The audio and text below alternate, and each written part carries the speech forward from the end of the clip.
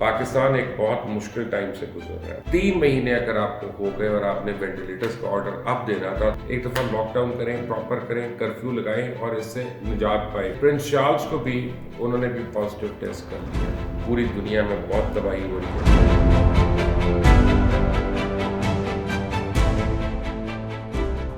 अस्सलाम वालेकुम, आप देख रहे हैं मुबशर लुकमान यूट्यूब चैनल और मैं इस वक्त कोशिश कर रहा हूँ कि मैं आपको ये जो मेरे पास लेटेस्ट अपडेट्स है ना 19 की, ये मैं आपको पहुँचाऊँ। मसलन पाकिस्तान में इस वबा से मुतासर अफराद की तादाद 1039 हो गई है और 7 अफराद जो हैं वो हलाक हो गए हैं और जबकि 16 अफराद सेहतियाब भी हुए हैं। That is very good news out of Pakistan. Allah का बड़ा करम है।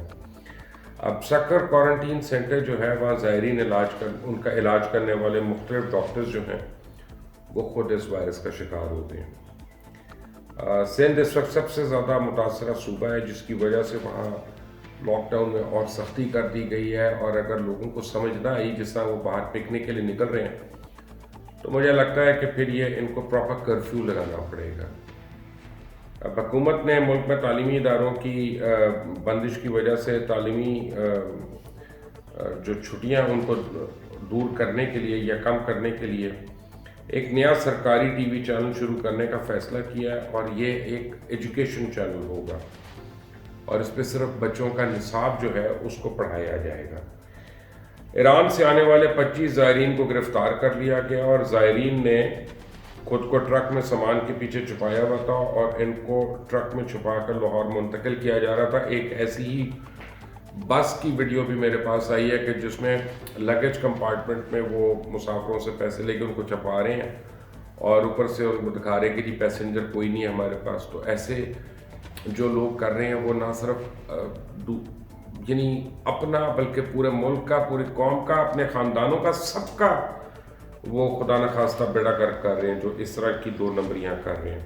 वबा के बायस लॉकडाउन से मुख्तलिफ शोबों में जो लोग हैं उनकी नौकरियां जो है वो ख़तरे में पड़ गई हैं। लोगों को ये जो पैकेज है वज़ीर आज़म ने जो कल अनाउंस किया है मीडिया में अपनी प्रेस कॉन्फ्रेंस में, वो लोगों को अभी तक ये नहीं समझ कि वो आएगा कैसे, उसका ट्रिकल डाउन इफेक्ट कैसे होगा, वो कैसे करेंगे।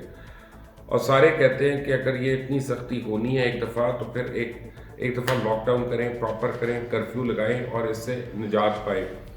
अब देखें ना, आज अभी थोड़ी देर पहले इत्तला आई है कि प्रिंस चार्ल्स को भी उन्होंने भी पॉजिटिव टेस्ट कर लिया, यानी बकिंगम पैलेस के अंदर। आई एम श्योर कि वो क्वारंटीन भी होंगे, वो बड़ी हिफाजत में भी होंगे।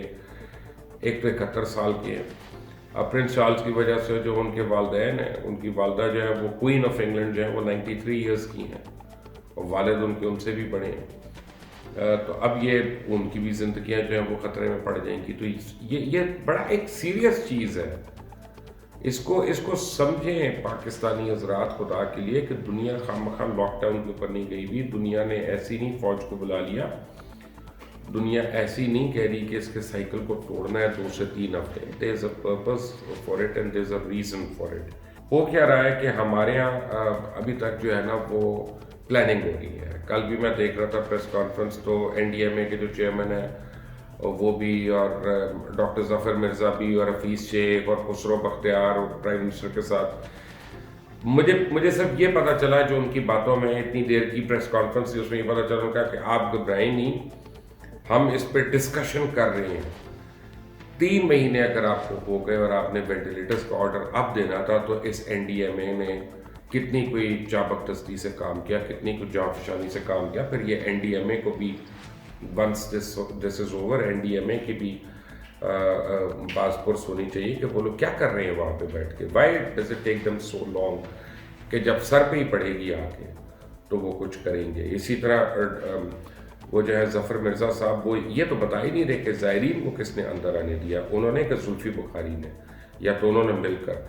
वो ये तो फिरदौस आशिक ने बताया ही नहीं कि सऊदी अरेबिया से फ़्लाइट्स को हमने क्यों नहीं रोका। ये तो हफीज़ शेख ने बताया ही नहीं कि हमने पहले इंटरनेशनल फ़्लाइट्स को क्यों नहीं रोका। और ये तो प्राइम मिनिस्टर ने नहीं बताया कि उनको जो इन्फॉर्मेशन मिल रही है क्या वो सही भी है कि वो कॉम्प्रोमाइज़ इन्फॉर्मेशन है। मुझे तो लगता है 3 सेक्टर्स ऐसे हैं जिसमें आप प्राइम मिनिस्टर को बड़ी सीरियसली देखना होगा कि उनको एडवाइस सही कर रहे हैं कि नहीं. Information is one, health is another and finance is third. और पहले तो लॉ भी था, लेकिन अब तो लॉ की आजकल ज़रूरत ही नहीं पड़ रही इसमें. लेकिन मुझे लगता है कि प्राइम मिनिस्टर को अपनी एडवाइस वगैरह जो उसको बड़ी सीरियसली कंसिडर करना पड़ेगा कि उन तक सही बात पहुंच भी रही है कि नहीं पहुंच रही. पाकिस्तान एक बहुत मुश्किल टाइम से गुजर रहा है, बल्कि दुनिया बहुत मुश्किल टाइम से गुजर रही है. और मैं आपको बताऊं, बड़ी तब्दीलियां आने वाली हैं. One can foresee it, one can see it in the air happening, not in the very distant future. और अल्लाह ताला हम सबको महफूज रखे. हम जिंदा होंगे, महफूज होंगे, तो फिर हम वो तब्दीलियाँ भी देख सकेंगे. तो ये सबसे इम्पॉर्टेंट चीज़ है कि इंसान अपने लिए दुआ मांगे, अपने प्यारों के लिए मांगे, सारों के लिए मांगे, लेकिन सेफ रहें प्लीज़. घरों के अंदर रहें. कुछ नहीं कर सकते तो किताबें पढ़ना शुरू कर दें. वो नहीं पढ़ सकते तो वो कैरम बोर्ड खेलना शुरू कर दें, लूडो खेलना शुरू कर दें. सब्जियां लगाएं घर के अंदर, कुछ करें. अगर वो भी जगह नहीं है, आप किसी अपार्टमेंट में रहते हैं, आप किसी फ्लैट में रहते हैं, तो प्लीज़ एक दूसरे को कहानियाँ सुनानी शुरू कर दें अपने घर वालों को. कुछ तो करें, but stay safe and stay indoor. अभी तक इस दवाई का एक ही इलाज है, गेट यू सेफ. पूरी दुनिया में बहुत दवाई हो रही है. मैं पूरी बता के मज़ीद क्या डिप्रेस करूँ आपको. आई एम श्योर आप में से बहुत लोगों को पता होगा. हम कुछ नहीं कर सकते. हम सिर्फ अपने आप को 2 हफ्ते के लिए कैद कर सकते हैं. अल्लाह ताला हम सब का हामी और नासिर हो.